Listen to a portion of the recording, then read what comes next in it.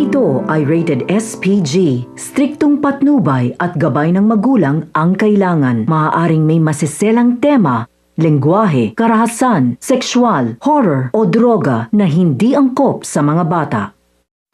Biglang ang natauhan itong ang si Tali matapos nga siyang sabihan itong si Rosel na ampon lang ito at wala itong karapatang saktan si Belle. Sinabi pa niya na pinagbigyan niya na nga ito noong mga panahon na nalaman nga niya na tinago nito ang katotohanan sa kanya. Subalit ngayon ay harap-harapan itong pinapahiya at sinasaktan si Belle, bagay na hindi na kinaya ni Rosel. Kaya naman kinaladkad niya nga ito papunta sa bahay nitong si Milena. At doon nga ay nakiusap nga itong ang si Tali na huwag siyang ibalik kay Milena. Sinabi niya na mahal niya itong si Rosel at ito lang ang nanay niya. Subalit hindi na makapapayag pa si Rosel na ang batang pinalaki niya at minahal ang siya mismong magiging dahilan para masaktan ang kanyang biological daughter.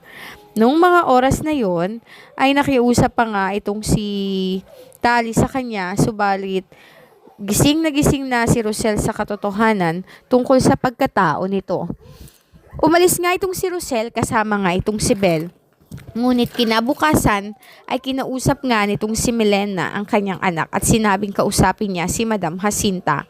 Kinausap nga nilang dalawa si Madam Jacinta, subalit ang hindi nila alam ay nakakuha pala ng ebidensya si Madam Jacinta kung sino talaga ang tunay na pumatay dito nga kay Darius.